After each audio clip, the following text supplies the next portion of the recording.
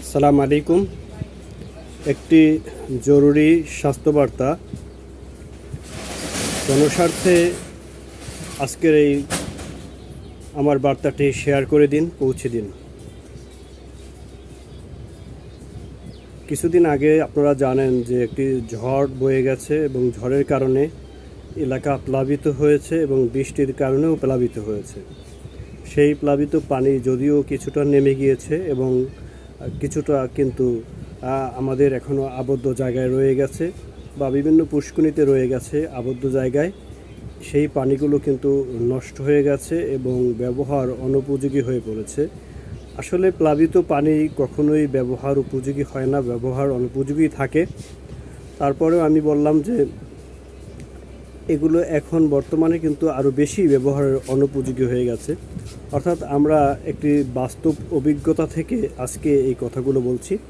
সেটা হলো যে পানিগুলো আছে সেই পানিগুলো কিন্তু আমরা বিভিন্ন কারণে ব্যবহার করতে পারি। যেমন আমাদের বাসার যে থালা বাসন বা হাঁড়ি পাতিল আছে সেগুলো ধোয়ার জন্য ব্যবহার করতে পারি, গোসল করার জন্য ব্যবহার করতে পারি, বা বিভিন্ন কাজে হাত পা ধোয়ার জন্য ব্যবহার করতে পারি, বা আমরা বিভিন্ন কাজে কিন্তু এই পানিগুলো ব্যবহার করি।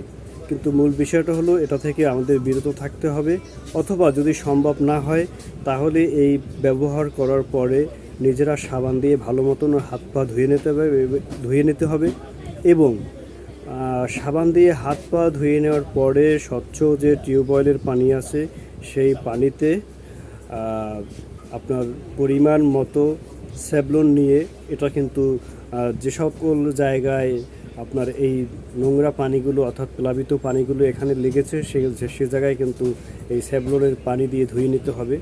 কারণ আমাদের কাছে একটি অভিজ্ঞতা আছে, সেটা হলো এই ধরনের পানি ব্যবহার করার ফলে বিভিন্ন রকমের কিন্তু অ্যালার্জি জনিত অনেক সমস্যা হচ্ছে, অর্থাৎ চর্ম রোগে আক্রান্ত হচ্ছে। লক্ষ লক্ষ টাকা খরচ করার পরেও সেখানে কিন্তু এই অসুস্থ থেকে মানুষ সুস্থ হতে পারছে না এবং নিজের পরিবারের সাথে এটা সময় দিতে পারছে না। অর্থাৎ অর্থনৈতিকভাবে সে ক্ষতিগ্রস্ত হচ্ছে, তারপরে সে স্বাস্থ্যগত ক্ষতিগ্রস্ত হচ্ছে। তাই আসুন আমরা স্বাস্থ্যগত ক্ষতির হাত থেকে নিজেকে রক্ষা করি, আমার যারা প্রতিবেশী আছে, যারা দেশবাসী আছে তাদের সকলকে রক্ষা করি এবং জনসচেতনতায় এই ভিডিওটি ছড়িয়ে দিই। যদি আমার এই কথাগুলো একটু ভালো লেগে থাকে প্লিজ লাইক কমেন্ট করে মানুষকে সচেতন করার উদ্দেশ্যে এই ভিডিওটি ছড়িয়ে দেওয়ার আহ্বান জানিয়ে আমার বক্তব্য শেষ করলাম। আসসালামু আলাইকুম ওয়া রাহমাতুল্লাহ।